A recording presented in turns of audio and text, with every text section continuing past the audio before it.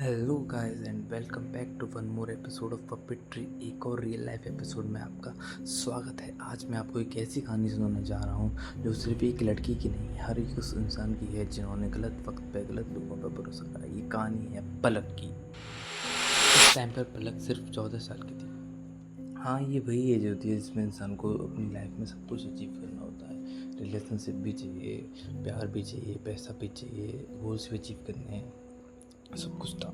तो पलक ने एक लड़की को अपना बॉयफ्रेंड बनाया। वो उससे काफ़ी बड़ा था एज में, लाइक वो 15 की थी, 15 की होने वाली थी और वो 19 का था।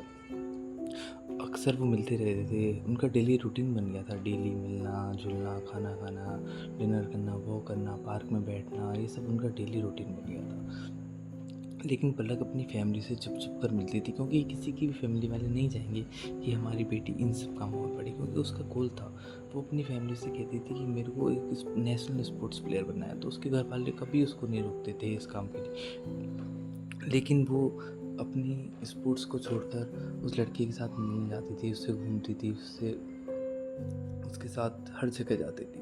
अक्सर वो वर्जिनिटी लूज़ करने की भी बातें करते रहते थे। उसी मंथ में पलक का 15th बर्थडे था। वो उसका बॉयफ्रेंड उसको गिफ्ट देता है और बोलता है कि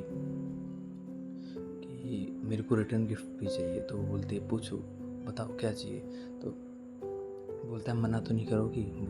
बोलती है नहीं। तो कहता है कि तुमको हमारे प्यार की कसम है, अगर तुम सच में प्यार करती होगी तो तुम वर्जिनिटी लूज़ करोगे। पलक इसको सोचकर बिल्कुल घबरा जाती है। फिर वो अपनी फ्रेंड से पूछती है कि क्या ये सही है।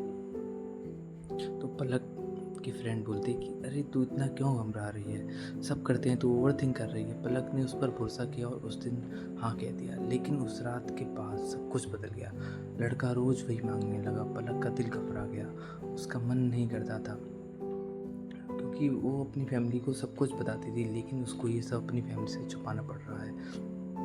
एक दिन उसने महसूस किया कि उसके पेट में कुछ अजीब सा हो रहा है। उसका चेहरा जर्द पड़ रहा है, हालत ख़राब थी, डर था कहीं मैं प्रेग्नेंट तो नहीं। उसने अपने बॉयफ्रेंड को बोला और उसने कह दिया मुझे क्या पता, तेरी गलती है।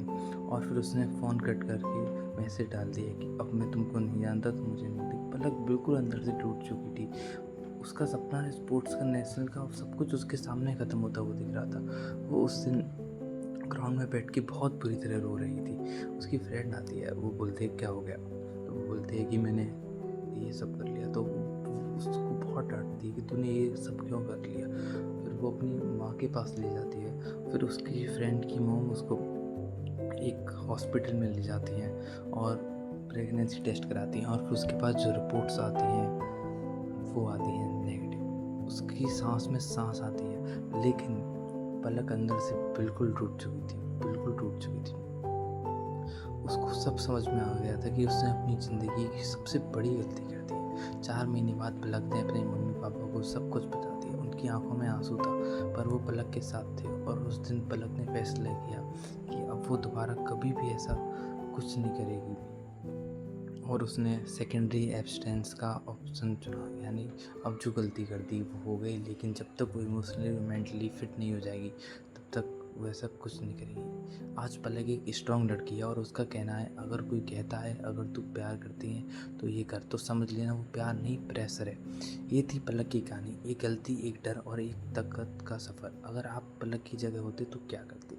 और अगर आपकी भी ऐसी कोई कहानी है तो आप हमसे शेयर कर सकते हैं, हम आपके साथ जुड़ेंगे और आपकी पूरी स्टोरी को आपके साथ मिलकर अपने यूट्यूब चैनल पर पोस्ट करेंगे।